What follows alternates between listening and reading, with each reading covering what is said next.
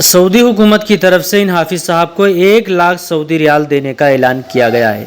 یہ غریب باپ کا بیٹا ہے، قرآن کا حافظ بنا اور دنیا میں اپنے والدین کا نام روشن کر دیا۔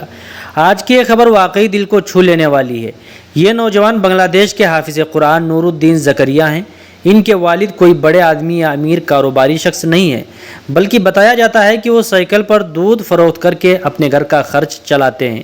بیٹوں کو قرآن پڑھانے اور آگے بڑھانے کے لیے والد نے اپنی گائے تک فروخت کر دی، اور اسی محنت اور قربانی کا نتیجہ ہے کہ آج ان کے بیٹے نے دنیا بھر میں اپنے ملک کا نام روشن کیا۔ نور الدین زکریا نے سعودی عرب کے مکہ مکرمہ میں ہونے والے 44ویں شاہ عبدالعزیز بین الاقوامی قرآن کریم مقابلے میں حصہ لیا اور نمایاں مقام حاصل کیا۔ بتایا جا رہا ہے کہ اس مقابلے میں دنیا کے 133 ممالک سے قراء اور حفاظ نے شرکت کی تھی، لیکن اس نوجوان نے اپنی بہترین تلاوت اور قرآن کریم کی قابلیت سے سب کی توجہ حاصل کی۔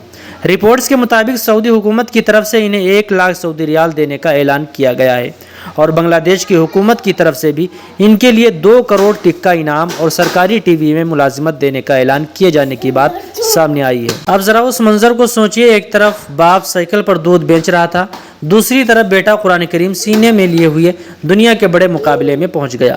والد نے اپنی گائے بیچی، بیٹے کی تعلیم پر محنت کی، اور آج اللہ تعالیٰ نے اسی بیٹے کے ذریعے پوری دنیا میں باپ کا نام روشن کر دیا۔